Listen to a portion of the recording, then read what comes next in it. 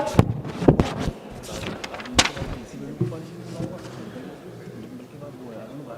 2024 में जब एनटीए द्वारा परीक्षाएं कराई गई तो ये देखा गया कि यूजीसी नीट कैंसिल हुआ एक दिन बाद जब उस परीक्षा करी गई। CSIR NEET, NEET PG, CUET ये सब डिले हुए और कैंसिल हुए। इसके बाद सीबीआई इन्वेस्टिगेशन बैठी और आज तक उस इन्वेस्टिगेशन का क्या परिणाम निकला है ये नहीं पता है। तो हम चाहेंगे मंत्री से कि ये बताएं कि इसका क्या परिणाम निकला और कौन कौन लोग इसमें कन्विक्ट हुए। Government appointed an expert panel made 101 recommendation and the center assured the court on 2nd January 2025 it would implement all of them. इसके बावजूद भी 3 मई 2026 को नीट की परीक्षाएं हुई, 12 मई को परीक्षाएं रद्द हो गई और फिर सरकार ने री एग्जाम कराया 21 जून को। लेकिन सवाल इस बात का है कि जब 2024 में कानून बिल पास हो गया था तभी भी ये लीकेज क्यों हुई? ये जो 2024 के बाद भी जो ये लीकेज हुई है, कहीं एक षड्यंत्र तो नहीं है सरकार का? या तो ये षड्यंत्र है या तो सरकार के जो सिस्टम है इसमें परमानेंट लीकेज है। पिछले 2021 से 2026 तक लगभग 90 स्टूडेंट्स ने आत्महत्या की है और इसी के साथ पिछले 40 दिनों में 20 स्टूडेंट्स ने आत्महत्या करी है। और मैं उन सभी का नाम यहाँ लेना चाहूँगी क्योंकि ये आंकड़े नहीं हैं अध्यक्ष जी, ये हमारे बच्चे हैं जिन्होंने अपनी जान गंवाई है इस शिक्षा सिस्टम प्रणाली की वजह से। इनका नाम है चंचल भारती जी, जो ये अब हमारे बीच में नहीं रहे हैं बच्चे, ऋतिक मिश्रा जी, प्रदीप कुमार जी, आकांक्षा चतुर्वेदी जी, शेख सना जी, S Gopika ji, C Vidyanand ji, Simran, are रोशनी, सुशील ढांगे, सिद्धार्थ हेगड़े, अनु कीरथना, भाग्यश्री, अनिष्का पांडे, उमेश माली, रेनू मीना, रिया कुमारी थापा, शिवानी यादव, रीमा बेगम, मैथैली अशोक सोनावने। आज हम सब इसी के साथ सलाम करते हैं, सराहना करते हैं, प्रशंसा करते हैं हमारे युवाओं की, हमारे छात्रों की, हमारे जेनजी की, उनकी हौसले की, उनकी हिम्मत की, जो इस शासन से, इस प्रशासन से डरे नहीं, जिन्होंने मुकाबला किया अहंकारी सरकार के आगे। ये पूरा जंतर मंतर का जो आंदोलन है ये पिछले 1 महीने से ज़्यादा से चल रहा था और बहुत ही शांतिपूर्ण तरीके से चल रहा था। हर स्टेट से बच्चे आ रहे थे, जा रहे थे। 16 तारीख को इसमें अनशन भी करा गया, लगभग 37 स्टूडेंट्स अनशन पे बैठे और इसी के साथ सोनम वांगचुक जी भी इस अनशन पे बैठे। बहुत ही शांतिपूर्ण तरीके से पूरा आंदोलन चल रहा था। समाजवादी पार्टी को पूरा समर्थन था इस आंदोलन का और मैं कहना चाहूँगी कि हमारे सभी युवा समाजवादी पार्टी के सांसद इस आंदोलन में गए, शरीक होने गए और ये कोई पॉलिटिक्स करने नहीं गए थे। जितने भी हमारे युवा सांसद और जितने भी सांसद और एमएलए गए थे, क्योंकि हम साथ खड़े होना चाहते थे इस देश के युवा के लिए, उनके हक के लिए, उनके अधिकार के लिए। इसीलिए हम सब जंतर मंतर पहुंचे। 18 जून को मैं भी जंतर मंतर गई, वहाँ पे सोनम वांगचुक जी से मिली जो आंदोलन में बैठे थे, जो बिना कुछ खाए पिए, जहाँ उनको 16 दिन हो गए थे, अनशन पे बैठे हुए थे सभी बच्चे और सोनम वांगचुक जी। लेकिन 18 जुलाई को सरकार ने क्या किया?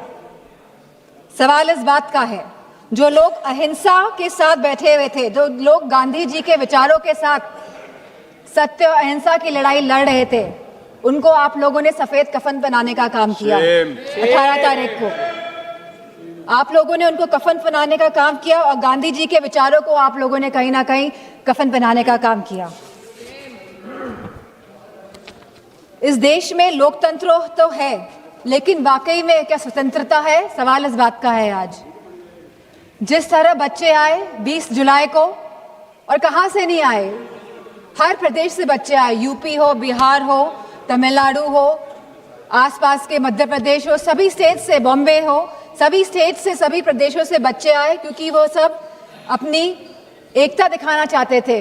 क्योंकि ये लगातार पेपर जो लीक हो रहे हैं, लगातार जिस तरह का दौर चल रहा है आज, और लगातार जिस तरह सरकार आंखें मूंद के बैठी हुई है और जो सुन नहीं रही है, वो अपनी बात रखने आए थे सरकार से, वो अपनी भावनाओं को सरकार के सामने रखने आए थे। वो चाहते थे कि जो एजुकेशन मिनिस्टर है उनका रेजिग्नेशन हो, और तो कोई बात नहीं थी। सब अपनी एकता और अखंडता दिखाने आए थे। For a purpose they had come to Jantar Mantar. लेकिन सरकार ने उनके साथ क्या बर्ताव किया, सवाल इस बात का है। क्योंकि हम लोग भी उस आंदोलन में शामिल हुए। और क्यों शामिल हुए हम लोग? क्योंकि ये बच्चे आंदोलन में बैठे थे, क्योंकि हमारे देश के बच्चे आंदोलन में बैठे थे। हो सकता है हमारे बच्चे नहीं बैठे हों, हम किसी के भी, लेकिन बच्चे तो देश के थे, हमारे बच्चे थे। इसी भावना के साथ हम इस आंदोलन में गए कि हमको साथ देना है, नहीं तो हम अपना मुंह कैसे दिखाएंगे? हमारी अंतरात्मा क्या जवाब देगी? और ये आत्मा की जवाब जो हम दूसरों को नहीं देना चाहते थे, हम खुद को हमको जवाब देना था। इसीलिए हम सब गए। लेकिन जो बर्बरता देखी गई सड़कों पे, उसका बयान नहीं किया जा सकता है। आपने बैरिकेडिंग लगा दी 100-100 मीटर पर, और बच्चों को आपने वहां पे ट्रैप कर दिया, और फिर वहां पे आपने लाठियां बजाई बच्चों पे, उनके सर फोड़े गए, बेटियों के कपड़े जानबूझ के फाड़े गए। ये सरकार जो बेटियों की बात करती है, आपने बेटियों के कपड़े फाड़े, आपने कील लगी वाले डंडों से बच्चों के सर फोड़े, वहां पे आपने पैलेट गन चलाई, आपने बिहार में AK-47 का प्रयोग किया। हम थे वहां पे, हमें पता है क्या स्थिति थी। किस फेयरलेसनेस के साथ, बिना डरे बच्चों ने सामना किया इस प्रशासन का, शासन का और सरकार का। बहुत बच्चे बेहोश हो गए, बहुत बच्चों के सर से खून निकल रहा था। They were feeling humiliated. I could feel their pain because I was there. और मैं समझती हूँ जितने भी लोगों ने, जितनी भी माताओं ने, और मैं समझती हूँ पुरुषों ने भी ये रील्स देखी है इंस्टाग्राम में, सोशल मीडिया के माध्यम से, जो भारतीय जनता पार्टी के लोग छुपा नहीं पाए अपनी गोदी मीडिया द्वारा। तो सबका दिल कहीं ना कहीं आहत हुआ।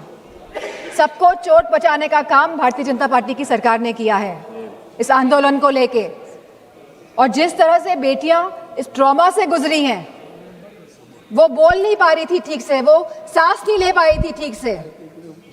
जिस तरह से आपने छातियों पे बच्चों का वार किया है, मैं समझती हूँ कहीं ना कहीं आप सबके आगे तो आएगा ही है, कोई भूलने वाला है नहीं। यहाँ पे लोग इमरजेंसी की बात करते हैं, 50 साल पहले इमरजेंसी लगी थी और आज भी इमरजेंसी की बात होती है। लेकिन इमरजेंसी अगर वाकई में आप लोगों को देखनी थी तो आप आते हो सड़कों में देखते कि इमरजेंसी क्या होती है।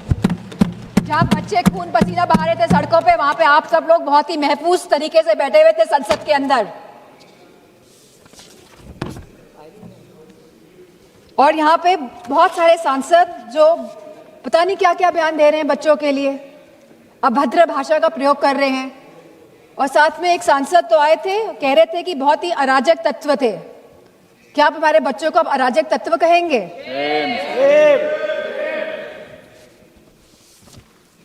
यहाँ पे जो सांसद है वो तो डर के मारे इधर से उधर हो रहे हैं। सरकार को डिलिमिटेशन बिल पास कराना है तो दबाव बनाया जा रहा है सब पे कि आप इधर हो जाइए, आप उधर हो जाइए, लेकिन आप लोग बच्चों पे कोई दबाव नहीं बना पाए। और हमें बहुत फक्र है इस बात का कि हमारे बच्चे झुके नहीं आपके आगे, इस सरकार के आगे नतमस्तक नहीं हुए। आप लोग तो अमेरिका वालों के सामने नतमस्तक होके आ गए। लेकिन हमें फक्र है कि हमारे बच्चे लड़े और इस लड़ाई को जीते। और मुझे खुशी इस बात की है कि समाजवादी पार्टी पूरी तरह से यूथ के साथ, छात्रों के साथ खड़ी रही और आगे भी हमेशा खड़ी दिखाई देगी।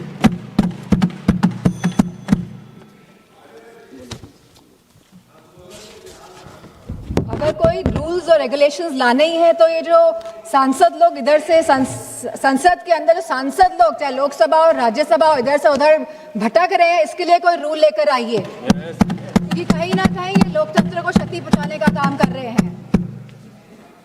और आज जिन बच्चों का खून बहा है, जो बच्चे आहत हुए हैं, जिन बच्चों के साथ बहुत ही गंदा व्यवहार किया गया है सरकार द्वारा, चाहे वो बीजेपी के सभी सांसद हो, चाहे उनके अलायंस पार्टनर हो, सारे लोग ये जिम्मेदार हैं। अध्यक्ष जी, आप सभी को मैं कहना चाहूंगी, अपनी बात को खत्म करना चाहूंगी कि you have ripped the youth of the country of his dignity, respects and rights,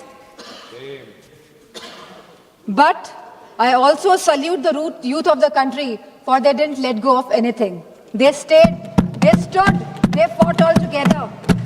And I have huge love and respect for the children of my country. And इन्हीं शब्दों के साथ मैं सरकार से कहना चाहूंगी, with sincerity and with resolve, transformation is imminent.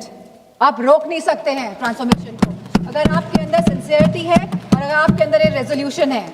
लेकिन आपके अंदर क्या है ये तो आप ही जानते हैं। मैं चाहूंगी कि होम मिनिस्टर आके जवाब दे, जो हमारे बच्चों के साथ बर्बरता की गई।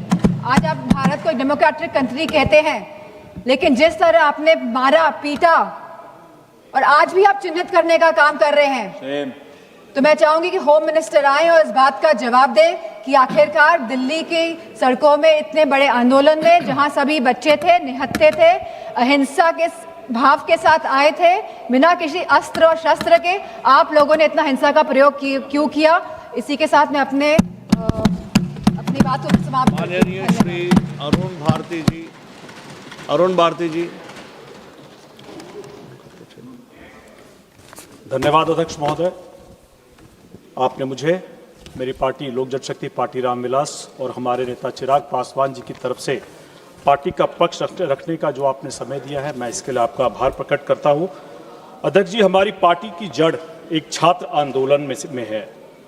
1974 में जो आंदोलन हुआ था वह छात्रों ने शुरू किया था, बाद में लोकनायक जयप्रकाश नारायण